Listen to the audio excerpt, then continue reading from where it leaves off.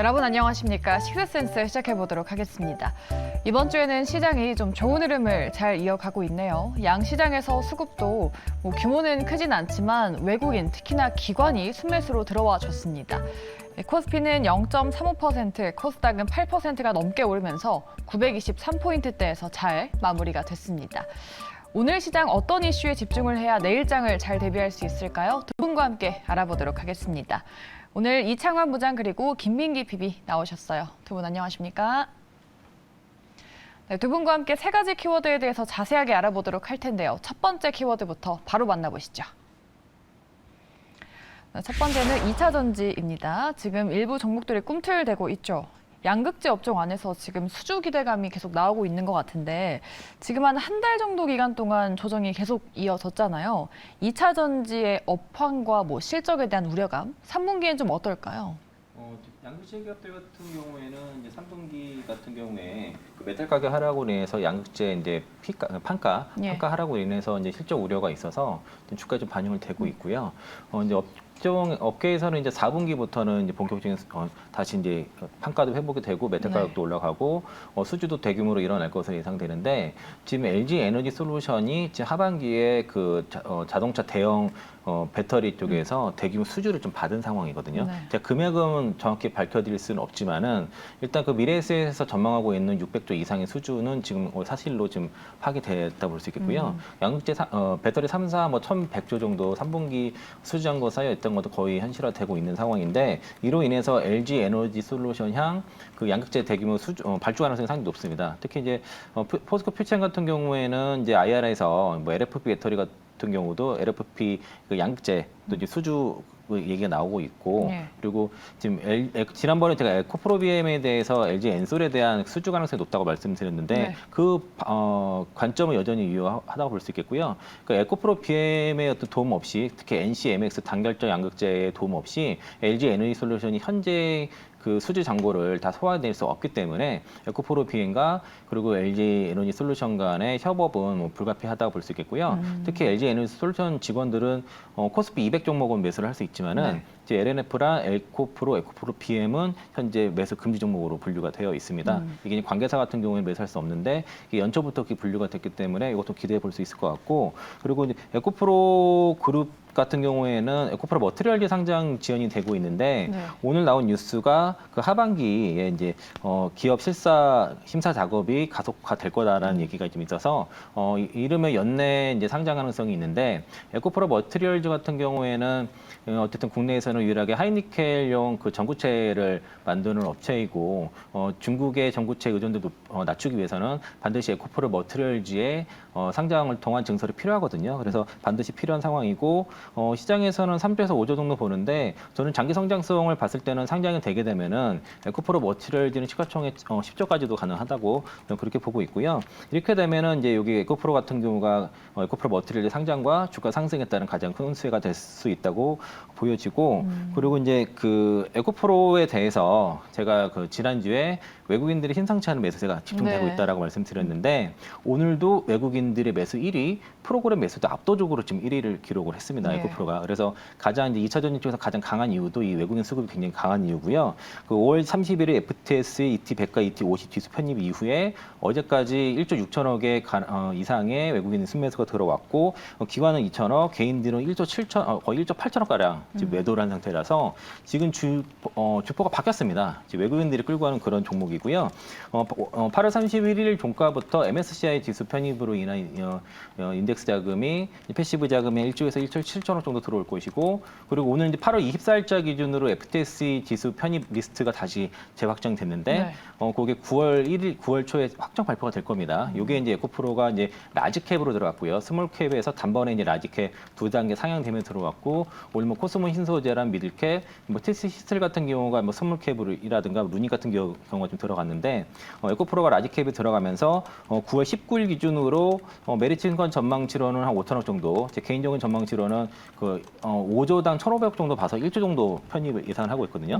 그러면은 이제 MSCI 자금과 FTS 자금 합치면은 한 2조에서 3조 정도는 9월 달에 수급이 들어오기 때문에 요거 수급 이벤트가 그 전에 제가 8월 말까지 말씀드렸던 거에서 9월까지로 수급 이벤트가 연장이 됐다고 말씀드리겠고, 에코프로랑 에코프로 BM에 대해서 이제 주가가 뭐 고평가냐 이런 논란이 있는데, 제가 정확히 말씀을 드리면 그 에코프로랑 에코프로 BM이 2022년도 연간 기준으로 주가가 빠졌고요. 네.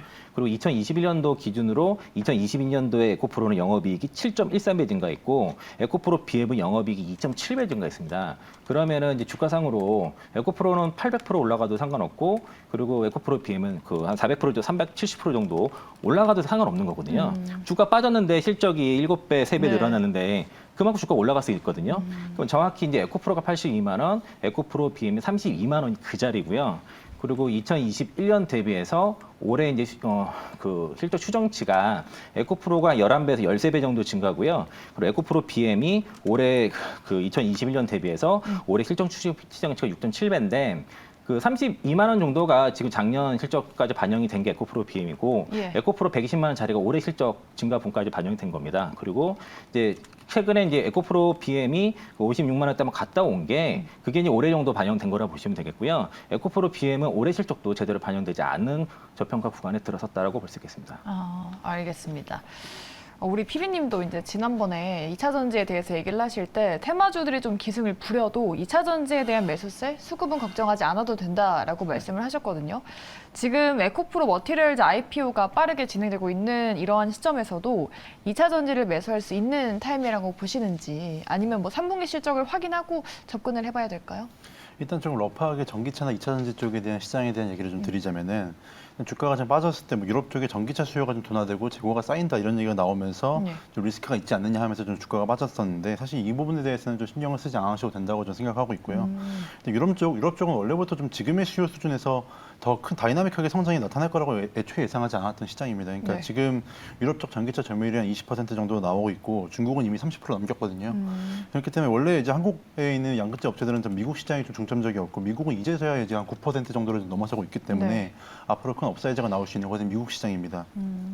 그러니까 이제 지금 이제 소재 업종 같은 경우에 아무래도 실적에 대한 우려가 좀 있을 수는 있습니다. 왜냐하면은 아무래도 리튬 가격 하락으로 인한 레깅 이슈와 또 리튬을 비싸게 사왔는데 이제 판가는 좀 떨어지게 되니까 아마 3분기까지는 아마 영업이익률을 좀 실적이 좀 애매할 수는 있겠습니다만은 개인적으로는 앞으로 이런 것들이 좀 실적 우려가 지나가고 좀 네. 이제 수요에 대한 확인이 다시 시작되면 다시 상승하는 구간에 진입할 수 있다고 보여지고 있고요. 일단 지금 이런 현재 박스권의 모습을 보일 때 좀 단발적인 수급으로 이제 전고체나 나트륨 배터리에 대한 수급이 들어오는 경우가 많은데, 네. 오늘 시장도 좀 그랬다고 좀 보여지고, 지금은 일단 전기차 시장이 이제 전기차 타이틀 하나만으로 좀 먹히는 시장이 아니라고 좀 보고 있거든요. 이제는 어떤 자동차 모델에 소재를 공급하느냐에 따라 좀 더 중요해질 것으로 보여지는데, 개인적인 생각으로는 좀 셀업체들이 좀 상대적으로 밸류에이션이 좀 저렴하다고 보고 있어서 에너지 솔루션이나 뭐 SDI 같은 셀업체들도 좀 관심 가져보시는 게 좋겠다 이렇게 말씀드리고 싶습니다. 뭐 실적을 확인하고 나서 상승이 나오겠지만 수급이 들어오고 있기 때문에 지금 주목해도 괜찮겠다라는 의견이시죠? 네, 맞습니다. 알겠습니다. 2차 전지에 대한 두 분의 좀 비슷한 의견 들어봤습니다. 참고를 해보도록 하겠고요. 다음 키워드로 넘어가 보도록 할까요? 로봇주 한번 보도록 하겠습니다. 두산 로보틱스의 상장 본격화, 그리고 국내 4대 그룹에서 로봇에 투자한다는 이슈들이 로봇주에 긍정적으로 작용을 하고 있습니다. 더 나아가서 뭔가 AI 섹터에도 훈풍이 불지 않을까 싶은데, 이러한 대기업 투자 덕분에 로봇주가 하반기에는 좀 더 주가 레벨업할 수 있을까요? 그러니 저런 그 로봇 시장의 성장성에 대해서는 뭐 다른 의견이 없을 것 같고요. 네.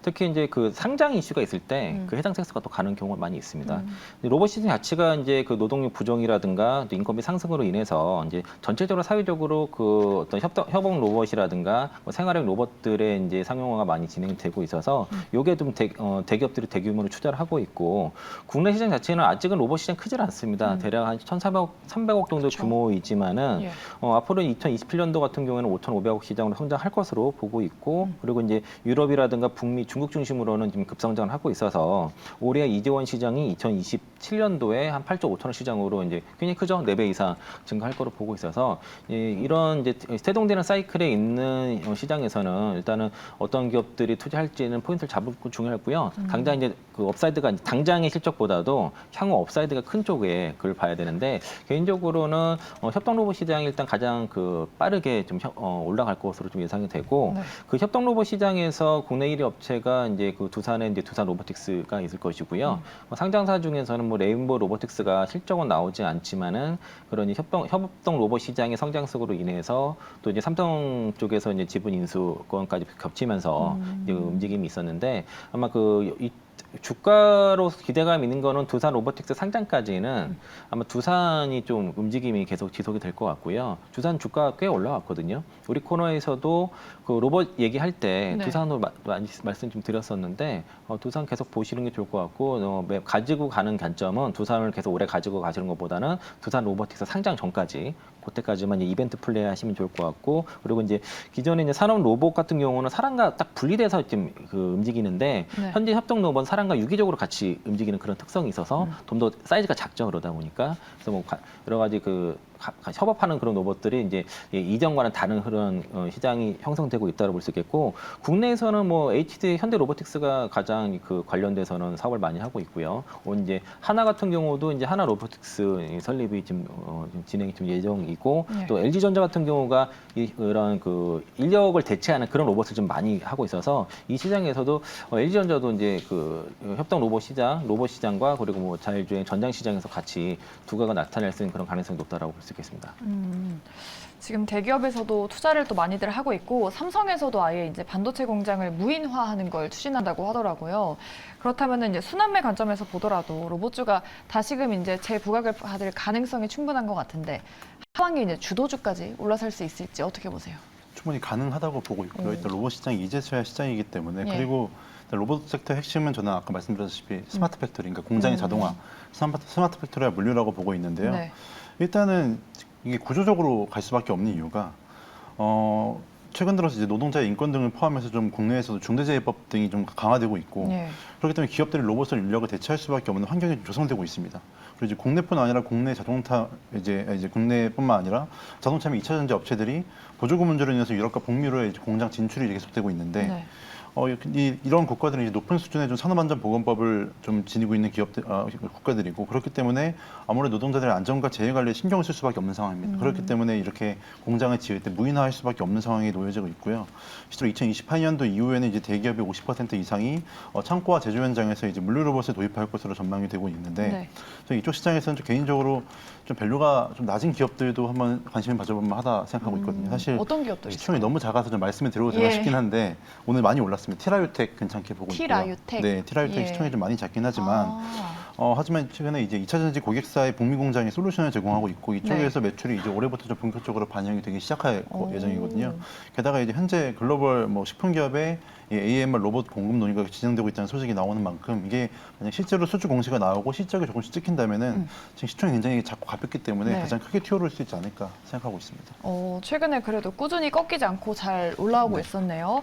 티라유텍이라는 스마트 팩토리 관련 종목을 또 관심주로 말씀해 주셨습니다. 기억을 해보도록 할게요. 로봇주에 대해서 자세한 설명 들어봤고요. 마지막 키워드 보도록 할까요? 마지막은 오랜만에 시세를 냈던 자율주행입니다. 현대차에서 이제 레벨 3 자율주행차를 세계 최초로 이제 상용화한다라고 하던데 이제 핸들을 아예 잡지 않아도 알아서 가는 거잖아요. 또 테슬라도 이제 AI 컴퓨터 플랫폼을 만든다라고 하면서 자율주행차에 이제 모멘텀이 좀 붙은 것 같은데 오늘 종목들이 또 워낙 세게 갔잖아요. 그래서 지금 잡아봐도 될까 그런 고민이 들긴 하는데 어떻게 좀 보세요? 제가 갖고 있었다면은 오늘 뭐 분할 매도 좀 하지 않았을까 생각 들고요. 오늘 실제로 우리 코너에서도 제가 하이비전 시스템 그 한 2만 원 정도 드렸다가 빠졌다가 오늘 한 10% 이상 올라오면서 좀 올라왔는데 그냥 일단 차익 한번 올라와서 수익 전환 되셨으면 한번 차익하고 가셔도 괜찮을 것 같습니다. 단기적으로 좀 시세를 내줄 수 있을까요? 일단은 이게 오늘 급등 나왔으니까 내 추가 상승 나올 때는 이게 이제 어떤 그 테마성으로 지금 일단 오늘 재료로 올라온 거니까 오늘 내일 올라오게 되면은 여기서 차익 관점 보시면 되겠고요. 오늘 장중에도 이제 물론 상한가를 간 종목들도 있지만은 그 윗꼬리가 크게 달린 종목도 있거든요. 그 모트렉스 같은 경우가 대표적으로 오늘 윗꼬리 좀 달렸고 그리고 하이비전 시스템도 전고점 때 매물점 제법 있으니까 그러니까 뭐 2만 원 이하에서는 매수 좀 튀어가게 되면은 이거 그 차익을 하는 관점에서 좀 트레이딩 관점에서 접근하시고요.